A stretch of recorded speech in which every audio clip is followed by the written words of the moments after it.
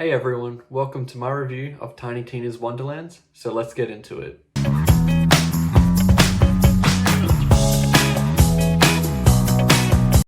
In my opinion, your enjoyment of Tiny Tina's Wonderlands boils down to your personal taste. I don't think that this is a game that could be universally loved or hated because it has a couple of aspects on both sides that could really discourage players or get them excited. Interesting. Personally, I am a huge fan of couch co-op games, and Gearbox is one of the studios that constantly support that genre, and I love that.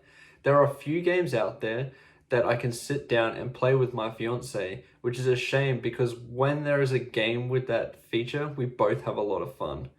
We both played a lot of the first Borderlands and had a great time with it. We own the other games in the franchise, but they feel very similar in my opinion, so they weren't as interesting.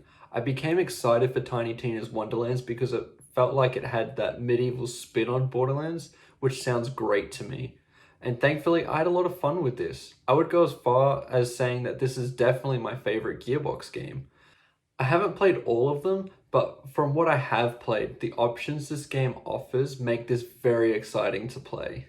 So the gameplay feels pretty much identical to the other Borderlands games. If you have played just one game, you will know exactly what this feels like. Large hordes of enemies that you take down and earn a bunch of loot that you can cycle through and select. What Tiny Tina's expands on, however, is the options that this gives you.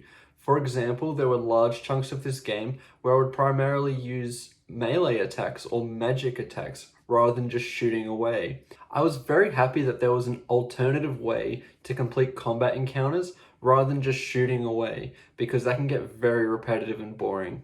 I actually thought the gunplay was a weird part to this game, seeing as it is set in that medieval world.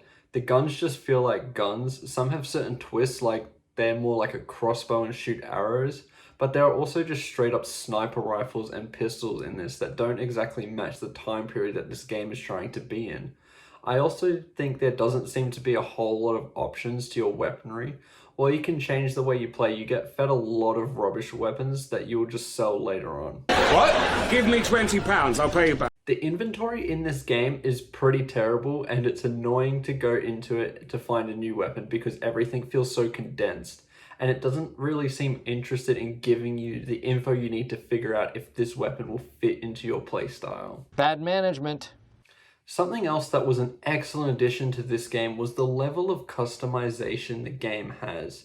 For pretty much the duration of the game, it is possible to completely change your appearance, and the game continues to feed you more customization options throughout the game. There are things like different armors, colors, and hairstyles to find while playing, and by the end of this game, you have a lot of different styles to choose from to make your character look exactly like how you want it to look. It's kind of a fashionable look these days. There are also customizations for your home base / town that you go to. You have both a statue and a banner that you can completely change, and those changes will be shown throughout the town. I think these types of options have usually been accessible through microtransactions lately, so it's really nice that a game will just have these options available through earning them through gameplay. The exploration aspect might be my favorite part to this game, which is quite surprising in a looter shooter, but I had such a good time exploring this world and getting involved with a lot of the side content. Firstly, what makes exploring so much more accessible compared to Borderlands is just how vibrant this world is. Borderlands had a large focus on making this world a wasteland, which contains dull colors that feel very similar. That is why I haven't been all that engaged with many of the games in that franchise, because it wears on you. Tiny Tina's Wonderlands has many different locations. Each one looks different to the rest, and the world changes in ways that you wouldn't expect that make this even more interesting in my opinion. I also love the rewards that the exploration gives you. This to me might be one of those things that might divide people, but to increase your chances of finding better weapons, you have to explore and find these die around the world. Personally, I had some fun looking for these, and in return I got a better output of weapons whenever an enemy was defeated. Some people might not be a fan of looking for these die and may find the gameplay even more grindier as the game progresses because the luck stat hasn't increased. Then there is the Overworld, which harkens back to old school JRPGs and some modern JRPGs like Ni no Kuni.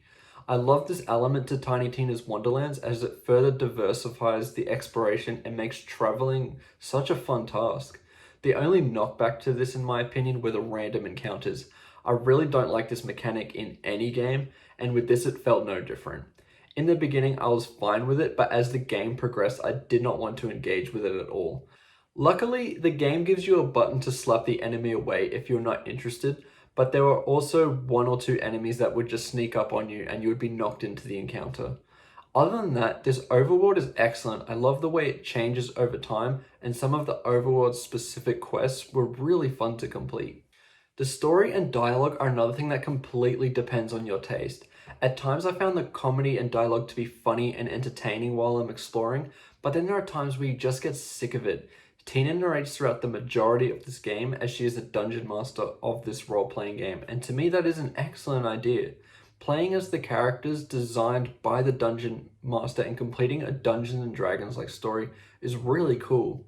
However, because of this, I found a few times Tina repeats her lines.